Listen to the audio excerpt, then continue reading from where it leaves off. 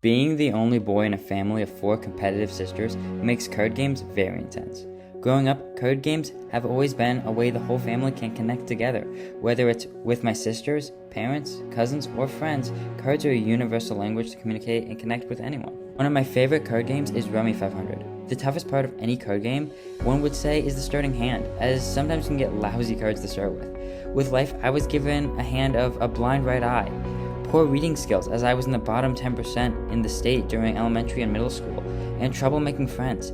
Yet, like any hand, I had a few good cards, like a loving, supporting family.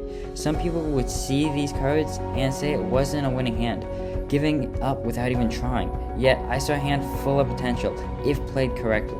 Picking up my first card, I discovered my curiosity and imagination. Playing outside in the woods, acting out historical events with my siblings gave me a deeper appreciation for not only the changes that important figures brought into our world, but also ideas about the changes that I would one day make. Whether I was exploring new territory on the Oregon Trail or deep in the trenches of World War I, through my imagination, I moved throughout history. Alas, picking from the deck isn't always to my advantage, as when my 10-year-old self was plucked from my hometown and thrown into a new world far away from any of my few friends and any sense of familiarity. At first glance, the move seemed like a bad card, but I played it well.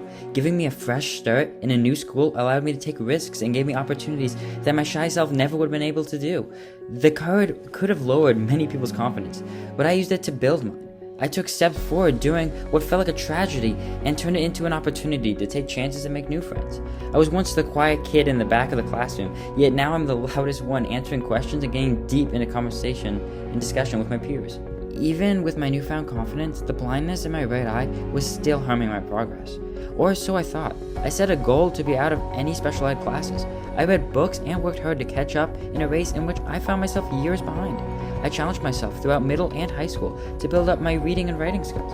By the end of middle school, I was at the same level as my peers, though that wasn't good enough for me.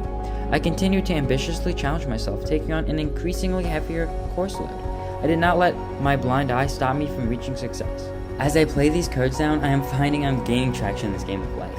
I see in the discard pile hard work. It seems like an unpleasant card to hold on to at first, but I know if played right, it has promise.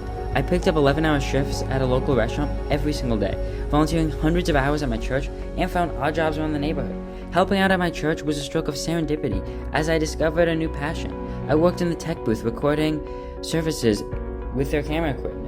Working with great people and new technology helped bring out creativity and curiosity for photography.